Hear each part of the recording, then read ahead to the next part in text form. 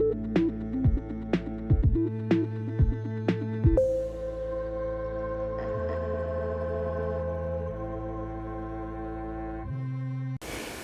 guys, welcome back to Release the Craftin. Priscilla here with a little tutorial-ish for you guys. I was having so much fun, blah blah, words are really hard. I was having so much fun, making ephemera for the Shabby Creep Challenge that I thought it would be fun to just, maybe do a tutorial of all the stuff I've been making.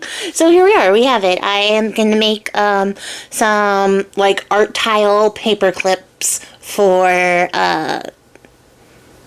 royalty. That's the prompt. That's what I did. So I'm starting out with this piece of, kind of chunky, kind of thick chipboard. It's a little bit thicker than, your average board, but it's not as thick as, book board. It's a leftover piece I got from an art print that I bought, so I wanted to repurpose it because I've already used the print somewhere else. And essentially what I'm going to do is attach some of this old vintagey music paper to it. And we're going to get our little mixed media hats on. I'm going to water down some gesso and then just apply a really thin layer, because what I want to do is sort of push the music notes to the background and also give us a workable surface, but I don't want to eliminate them completely. Keep in mind, as you apply your gesso, that it's going to dry lighter than it looks initially when it's wet. So it might take a couple layers. It took me a couple layers to get the right vibe that I was going for, and whatever you might be envisioning in your brain.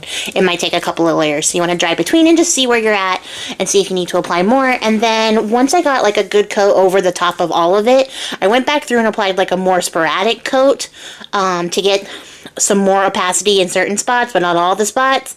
And as I said, it dries down a little bit more translucent than it appears. So as you can see, you can still see the music notes through everything, so it's still going to look pretty cool. But doing this variation in the depth of application is going to give us the ability to have variation in color. And here's where I realized that my re-inker dried up, and I was really sad about it. Don't worry. A little bit of water, it came right back, and I was able to use it how I wanted to. But this is just the tea-dye re-inker. And I'm just going to get some coverage on this background. I'm not trying to go for full coverage or anything, but I want a nice watercolory background. And yeah, I'm just going to play with that for a little bit. I made a big old mess. I really need to clean off my table. I haven't done it yet. I'm looking at it right now. So, I'm going to allow that to dry. There's going to be a lot of drying in between layers. That's kind of one of the hallmarks of doing mixed media, is you got to wait for every layer to dry. Thankfully, we have a heat tool, so it's going to go by pretty quickly. But I want these to dry because I don't want to wait for them to naturally air dry. Also, drying with my heat tool allows me to create that puddling effect in certain places by forcing the medium to dry quickly or faster than it normally would. So if you want a splotchy, patterny look to it, drying it quickly is the way to go. And then here I just have some Treasure Gold. It's just an acrylic gold paint. And I was finger painting it on, which is a joy and a delight, and it's nice and shiny and fun. Just to add a little shine to the back, I'm gonna dull it up down again. So if it gets too shiny, don't worry, we're gonna do more stuff to it, so it's gonna die back a little bit and not be as in your face with the shininess. I just want the texture and a little hint of light to show through in the back of this this tile. So then I'm gonna use Scorched Timber Distress Ink, because that's the color I've been using throughout this entire process, so it's going to tie into everything and match really well, to add a splotchier top to this than the sort of drippies that we did with the re-inker. This is more of a splotchy, blotchy sort of look because I'm going to press it in there. And then I'm going to dry that as well. And as you can see, it knocked back some of the brightness, the vividness of that gold paint because it's underneath the ink. So it's a little bit muted, but it's still shiny and it's still there, so it's still good. And then I decided that it was too dark, so I went back and added another light wash of the gesso, which then again knocked back the gold paint a little bit more too, and it's nice and splotchety looking back there. That's a technical term, splotchety. You can use that, feel free to use that.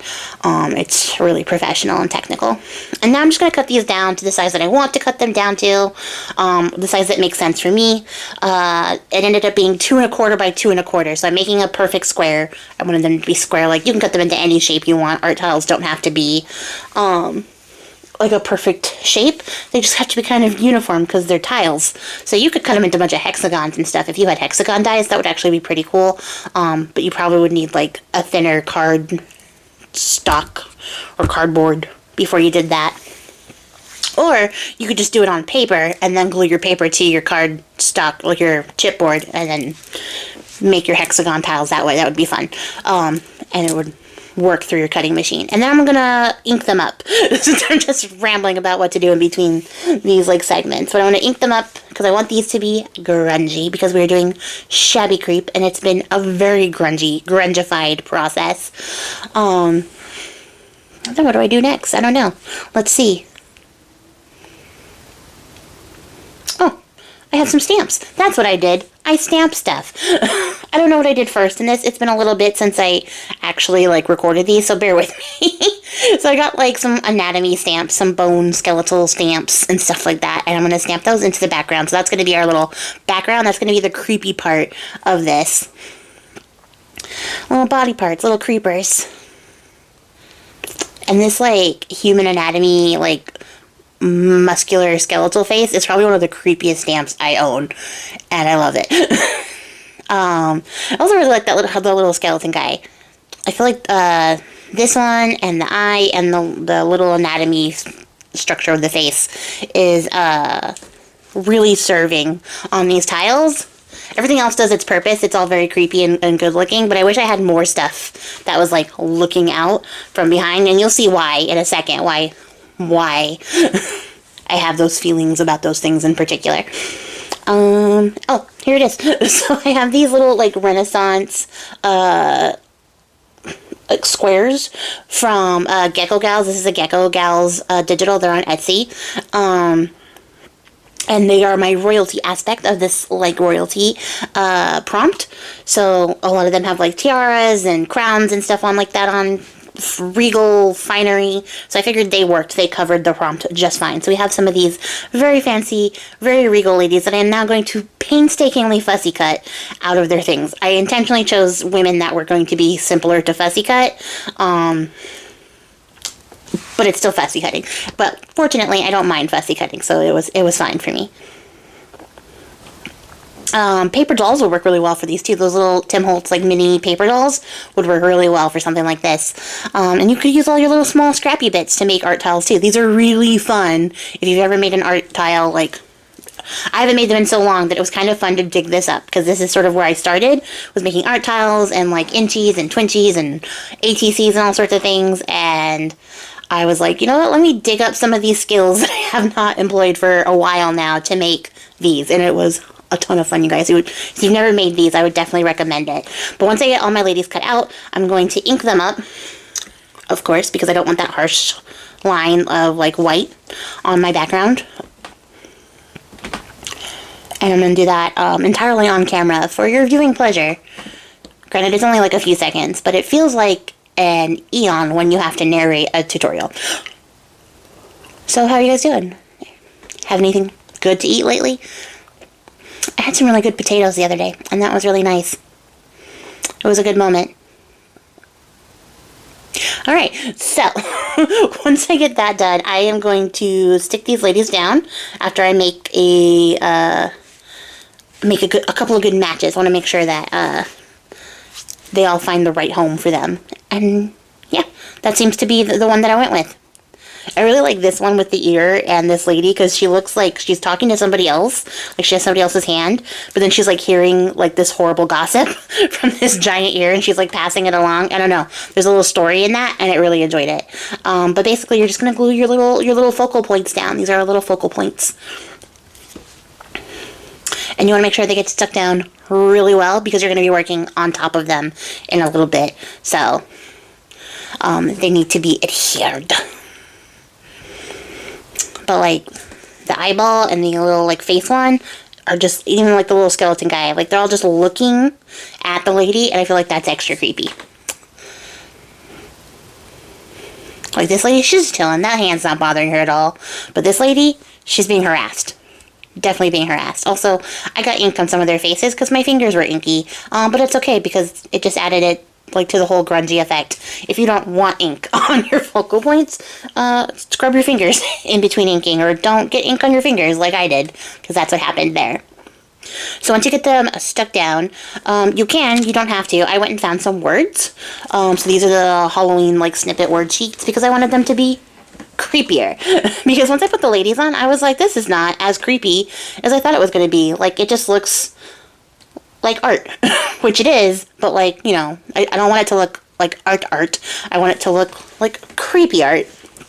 So I went and found some creepy phrases, and I'm just cutting them out and gluing them down, trying to find ones that sort of match what's happening in the background so that it tells like a little narrative, because I want each one of these to have like their own little story or vibe to them.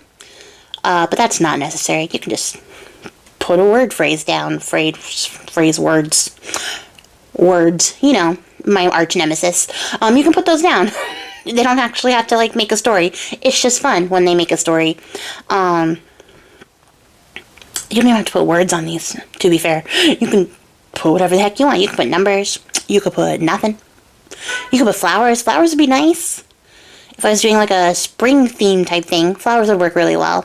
I don't know why I left all this in here. I really hate editing though, so that's why it's all here, because I didn't want to edit it out.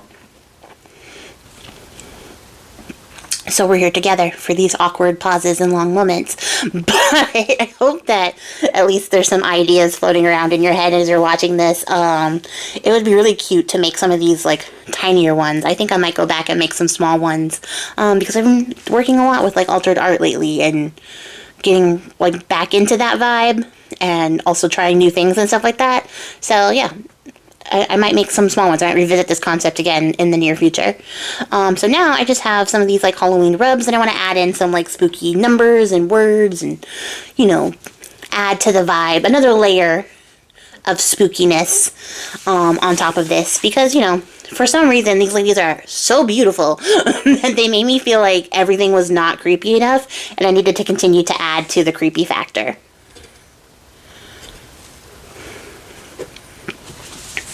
Also, I just really love this particular sheet of, like, rub-ons, because sometimes with Tim Holtz, the rub-on sheets are, like, a hit or miss, but these ones go on, like, so easily. They take 0 to no effort.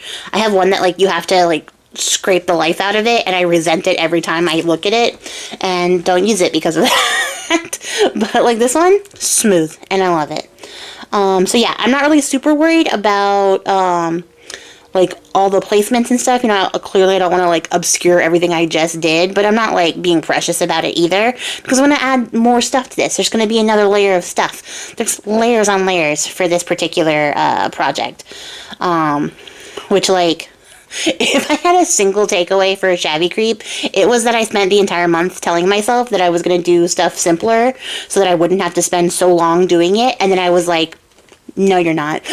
You're going to do everything really difficult and hard and lots of steps, really complicated. Don't do anything halfway. So there were very few things that were like truly simplistic. Everything else was lots of work, like these. But it was totally worth it because I'm very pleased with how everything came out. So essentially all I did was take my embossing dauber and go around the edges so I can get a nice rough jaggedy edge. And then I have this verdigris, embossing powder that has like the green. It also has like black in it. It's got a little bit of gold in it.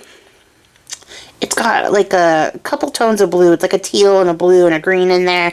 I'm trying to look at it right now with my eyes and see if I can tell all of the colors in there. Anyways, it's got a nice mix of colors that gives off that like patina effect. I honestly think it could use more of the like the gold bits. And I probably could have mixed some of those in. I thought about it, but then like was like, nah, this is good enough. So it is what it is.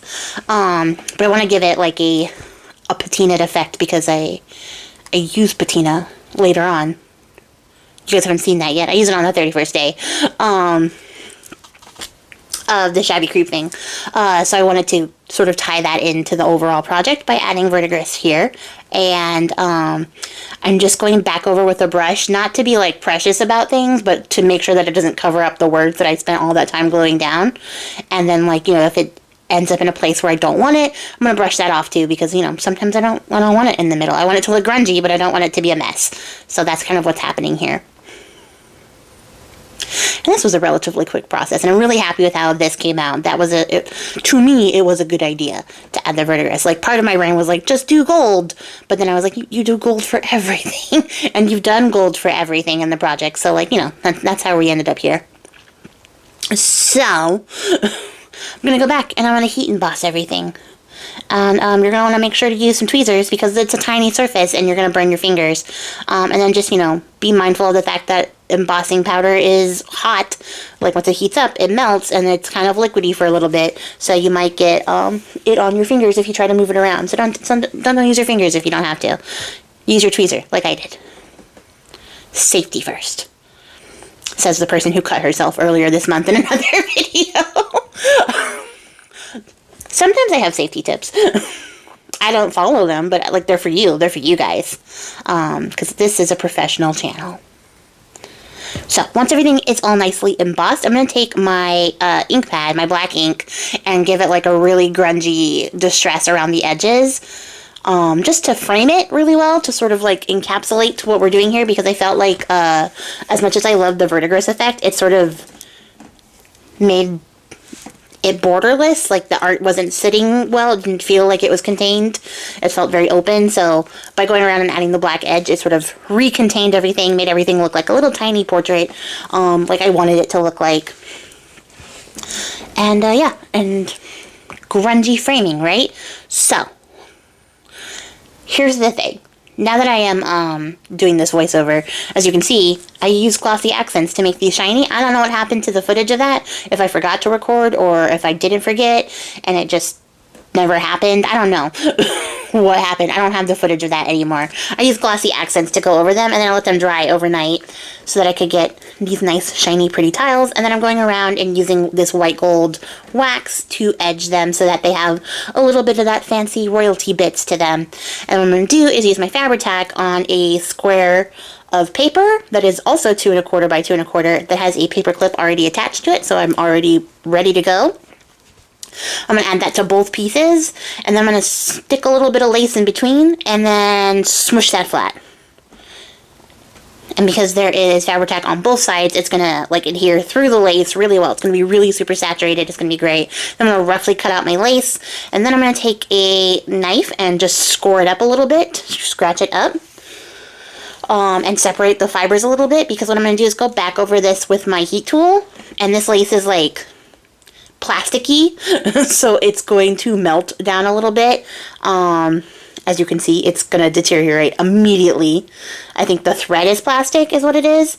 And it gives me a very nice grungy, shabby, creepy look. And then here I wanted to show you guys the comparison. I also used my embossing powder. So I used glossy accent on one and then clear embossing powder on the other. The glossy accents gave a nice shiny glossy look, like super glossy. The embossing powder is a little bit rougher. That was the only difference. But that's it for me, guys. If you made it to the end of the video, I appreciate your faces, and I will catch you all on the next one. Till then, happy crafting. Bye!